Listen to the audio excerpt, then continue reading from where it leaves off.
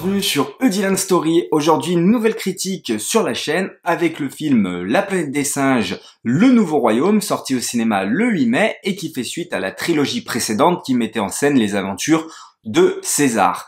César qui, je le rappelle, est mort, et là on se situe des centaines et des centaines d'années après le règne de César, où d'ailleurs les humains sont retournés à l'état sauvage, ils ont perdu l'usage de la parole, et les singes sont divisés en tribus. On va suivre une tribu en particulière, celle du personnage de Noah, qui sera d'ailleurs le personnage principal de cet épisode, et donc du coup Noah fait partie de la tribu des aigles, et un soir la tribu des aigles va se faire attaquer par la tribu d'un certain Proximus qui prône la parole justement de César. Il dit qu'il détient la vérité et donc sa tribu va se faire tout simplement kidnapper voire assassiner, dont son père qui meurt ce fameux soir-là. Lui survit et va partir tout simplement en quête de vengeance. J'aime énormément déjà pour commencer cette première partie, franchement j'ai vraiment aimé cette première heure de film où on est vraiment dans l'aventure je trouve, où on va rencontrer différents personnages, notamment le orang-outan Raka qui faisait partie d'une autre tribu qui s'est fait elle aussi décimer par Proximus. On va rencontrer l'humaine, le personnage de Nova, qui va être assez intéressant je trouve là encore dans la première partie du film. On va avoir toute cette quête de chasse à l'œuf d'aigle au départ, voilà, qui se situe vraiment au début du film, qui va jouer sur la verticalité, etc., avec les décors justement de buildings qui sont retournés à l'état sauvage. Donc on a ces buildings et en même temps ces arbres qui sont dans les buildings, etc. Ça marche, je trouve, très très bien. On a vraiment cette sensation de décor immense, mais de toute façon ça ne m'étonne pas de la part de ce réalisateur qui est Wes Bell, qui, je le rappelle, est le réalisateur de la trilogie du Labyrinthe trilogie qui est passée un petit peu inaperçue, hein. Ça avait cartonné quand c'était sorti au cinéma à l'époque, et après, d'épisode en épisode, c'est vrai que les spectateurs ont diminué, et avec le temps, plus personne n'en parle, j'ai l'impression, du Labyrinthe. Moi, j'aime beaucoup, notamment le premier opus, qui avait déjà, et même les seconds, hein, ont des décors assez immenses, je trouve.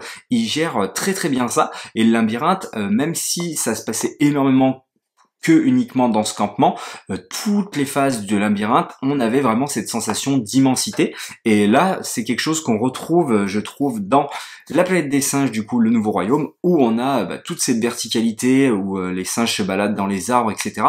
Et je trouve que ça marche très très bien.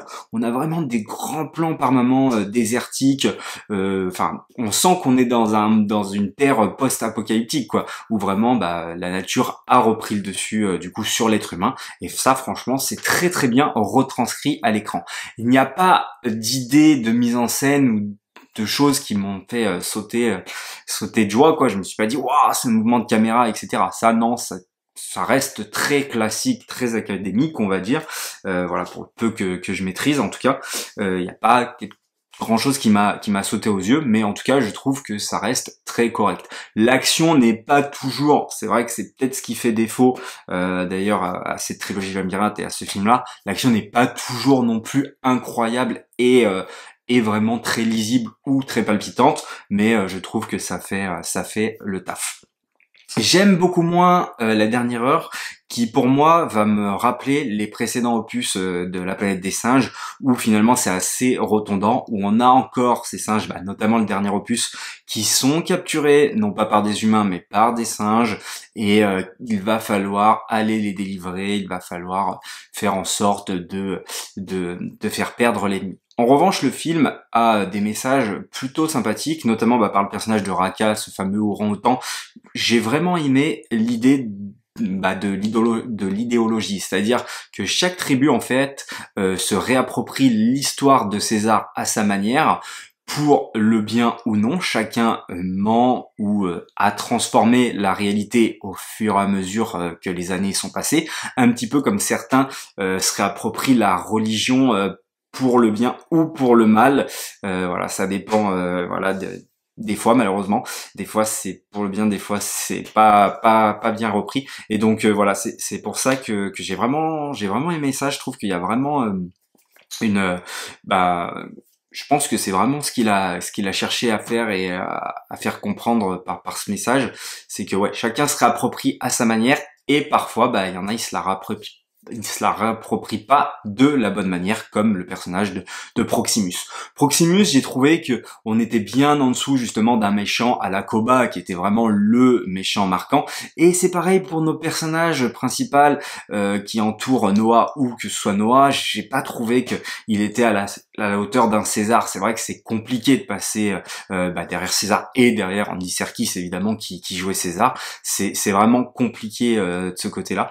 Je trouve que ce personnage est vraiment en deçà et il est beaucoup moins intéressant que l'était un César par son côté rotondant aussi, parce que finalement le film pour moi à la fin a le même message que les précédents.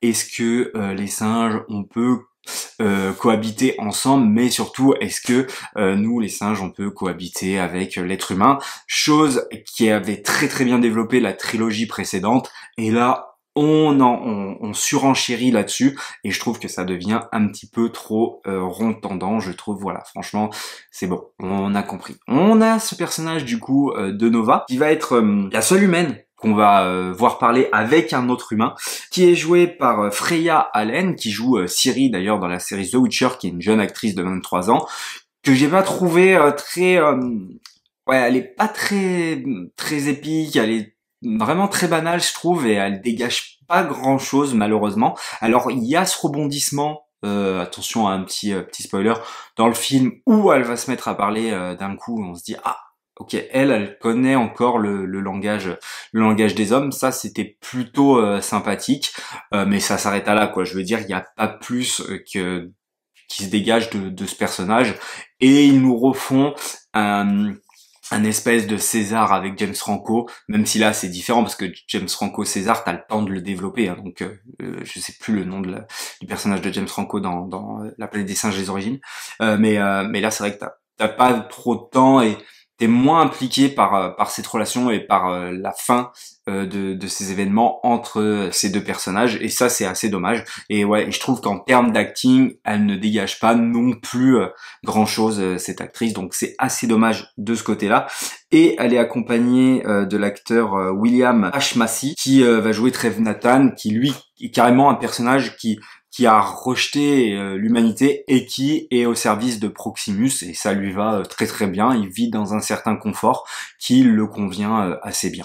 Donc il y a un personnage assez intéressant, mais qu'on ne va pas, je trouve, voir plus que ça à l'écran, et qui ne va pas être développé plus que ça, ce qui est assez dommage, parce que je pense qu'il y avait peut-être un peu plus à redire sur ce perso. Voilà pour la globalité. C'est pour moi le problème de ce film, c'est que finalement il n'arrive pas à renouveler ou à insuffler un second souffle à la planète des singes, qui pour moi avait fait très fort, voilà, qui avait réussi à se renouveler par rapport à la planète des singes de l'époque, et franchement de manière surprenante, en mettant en scène le personnage de César avec un méchant qui change à chaque film, et ça marchait très très bien. Et là pour le coup on sent vraiment la redondance, malgré cette première heure vraiment d'aventure, de découverte de la Terre un petit peu post-apocalyptique, post-reine de César justement, et donc ça c'est plutôt sympathique. Justement toute les phases d'action que je disais un petit peu faiblardes, mais dans un premier temps elles sont plutôt fortes quand ça se passe dans les arbres, etc. Je les trouve plutôt sympathiques. Mais je trouve la deuxième heure vraiment redondante et calquée sur la précédente. Ça reste un film très bien fait, où on passe un très bon moment. Encore une fois, les singes, etc. sont très très bien faits. On a cette sensation d'immensité, et c'est pour ça que je mets la note de 3,5 pour ce film. C'est un film vraiment bien, mais qui manque un petit peu d'originalité, notamment dans son propos, ce qui est assez dommage, et avec une actrice, finalement la seule humaine du film, qui porte le film, et qui est assez faible par rapport aux autres acteurs précédents humains qu'on avait pu voir, comme Woody Harrelson ou James Franco dans le premier opus notamment. Donc voilà, vous l'aurez compris, j'ai bien aimé La planète des singes, je vous invite à le voir, il est encore disponible au cinéma, il cartonne d'ailleurs, donc c'est plutôt tant mieux, mais j'aimerais que s'il y a un opus qui suit ce dernier, il y ait un petit peu plus d'originalité par le biais du propos du film. Voilà, j'espère que cette critique vous aura plu. N'hésitez pas à liker, partager et à vous abonner, à me dire dans les commentaires qu'est-ce que vous avez pensé du film, de la critique. Est-ce que vous êtes d'accord ou non avec moi? Et puis nous, on se dit comme d'habitude, à la prochaine pour une prochaine histoire.